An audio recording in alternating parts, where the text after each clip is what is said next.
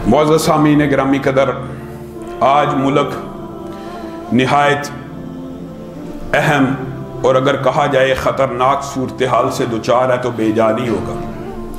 वतन अजीज़ का एक हमसाया जिसका मजहब हिंदू मत के ऊपर है, जो कहने को तो अपने आप को सेकुलर वतन कहता है, लेकिन जिसकी बुनियाद और जिसकी बाग दौड़ आजकल के मुतस्सब हिंदू के हाथ में है, वो आए दिन पाकिस्तान को धमकियां दे रहा है और धमकियों का कोई जवाब नहीं, और पाकिस्तान के ऊपर इल्जामात का सिलसिला इस वतन की तरफ से, इस मुल्क की तरफ से, इसकी एक तवील दास्तान और हिस्ट्री है।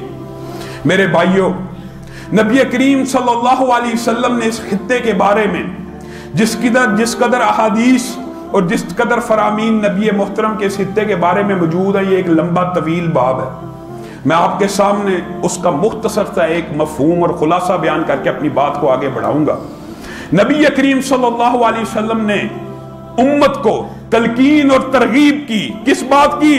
जिस तरह कुफ्फार मक्का, कुरैश मक्का बदतरीन शिरक का शिकार हैं। दुनिया के अंदर एक धरती ऐसी है जिसके अंदर हूबहू वैसा ही शिरक होता है, मट्टी के बुत बनाकर उनको नेक लोगों की तरफ मंसूब करके कभी राम का कभी श्री देवी का बुत बनाकर उनकी इबादत की जाती है। नबी करीम सल्लल्लाहु अलैहि वसल्लम ने अपनी उम्मत को तरगीब और तलकीन करते हुए ये बात कही, तुम वहां पे जरूर जाना और उनसे जरूर जिहाद करना।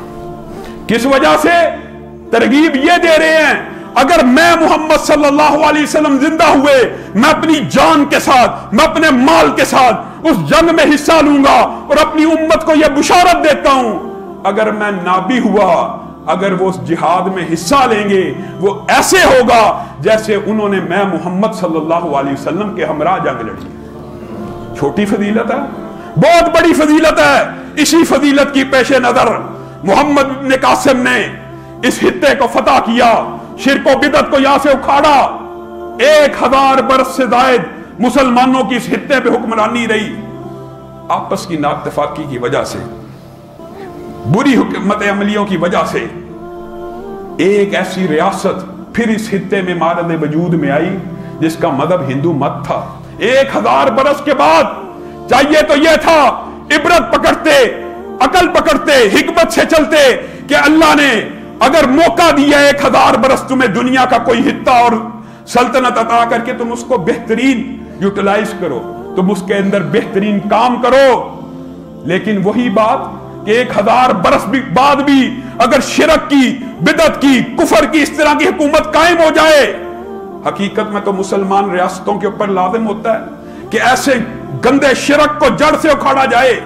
लेकिन आप बतलाइए, जड़ से उखाड़ने की अगर आज मुसलमान हुक्मरान जिसारत नहीं करते और इंडिया हमला कर देता है, तो फिर तो इसका मुकदमा और कमजोर है। दिफाई जंग तो एक मुसलमान असूल है, और मैं ये समझता हूं अगर हिंदुस्तान ने यह गलती की तो अल्लाह की कसम मुसलमानों के लिए इसमें बहुत बड़ी खैर होगी।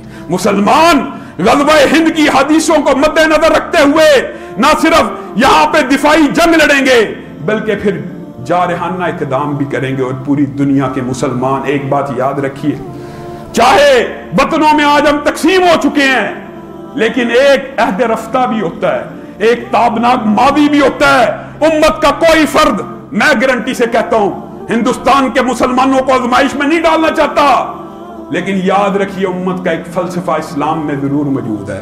अगर हिंदुस्तान ने पाकिस्तान के ऊपर हमला किया, ना सिर्फ पूरी दुनिया के मुसलमान इस नंगी जारहियत के खिलाफ दिफाई जंग लड़ेंगे, बल्कि मैं आपको गारंटी से कहता हूं हिंदुस्तान का मुसलमान इस जंग से किनारा कश होगा और वह मुसलमानों के साथ कभी भी जंग के ऊपर मादा नहीं होगा। और इसी तरह मुसलमान जब हिंदुस्तान पे हमला करेंगे, वहां के मुसलमानों को अमान दी जाएगी, क्योंकि गैर घर भी काफिर जो तलवार ना उठाए, जो मुसलमानों के साथ जंग ना करे, उसके ऊपर तलवार उठाना भी गुनाह। आज मोदी सरकार अपना इलेक्शन जीतने के लिए पाकिस्तान को धमकियां लगा रहा है। भूल गया है, मोहम्मद इब्न कासिम को भूल चुके हो, फिर हैदर कर्रार की ज़रब भूल चुके हो, हजरत फरूक की तलवार भूल चुके हो, गौरी और अब्दाली के हमले भूल चुके हो, और किस किस का तुम्हें नाम याद कराया जाए?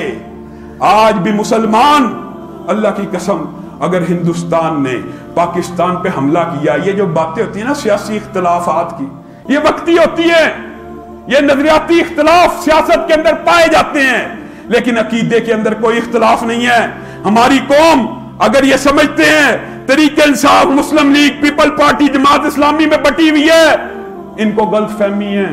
ہندوستان کے مقابلے میں پاکستان کے 20 کروڑ عوام فوج کے شانہ بشانہ اس جنگ میں حصہ لیں گے۔